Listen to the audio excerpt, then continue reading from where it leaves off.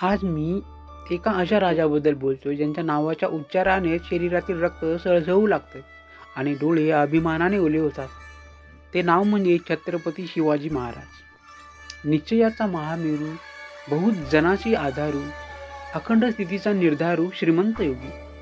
आज कित्येक शतके उलटली तरीही या मातेतील एकही श्वास महाराजांच्या आठवणीशिवाय पूर्ण होत नाही.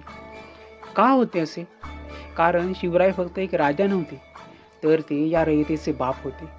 जरा डोळे मिटून विचार करा त्या काळोखाच्या दिवसाचा, जेव्हा आया बहिणींचे आबरू सुरक्षित नव्हते, जेव्हा मंदिराचे कळस पाडले जात होते आणि स्वराज्य हे फक्त एक स्वप्न होते.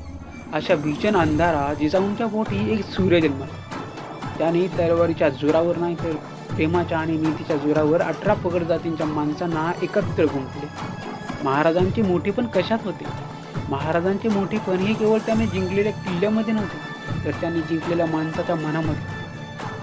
जेव्हा तानाजी मालुसरे आधी लगीन कोंडण्याचं म्हणत आपल्या मुलाचं लग्न बाजूला सारून प्राणांची आहुती देतो, जेव्हा बाजीप्रभू देशपांडे रक्ताच्या शेवटच्या थेंबापर्यंत पावनखिंड लढवतात, तेव्हा समजते की या राजाने आपल्या मावळ्यांना काय दिलं. त्यांना स्वतःचं स्वराज्य दिलं.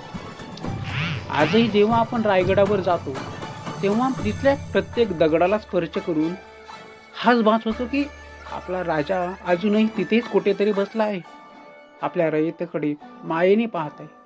महाराज गेले तेव्हा केवळ सह्याद्रीच नाही तर या मातीतील प्रत्येक जीव रडला होता. कारण त्या दिवशी एका राजाचा मृत्यू झाला नव्हता, तर दलितांचा आधार हरपला होता.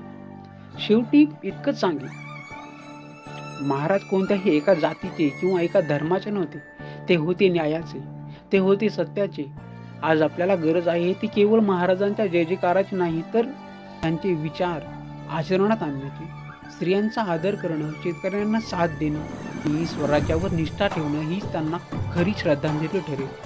जोपर्यंत सूर्यचंद्र राहतील तोपर्यंत या विश्वात एकच नाव गाजत राहील, छत्रपती शिवाजी महाराज.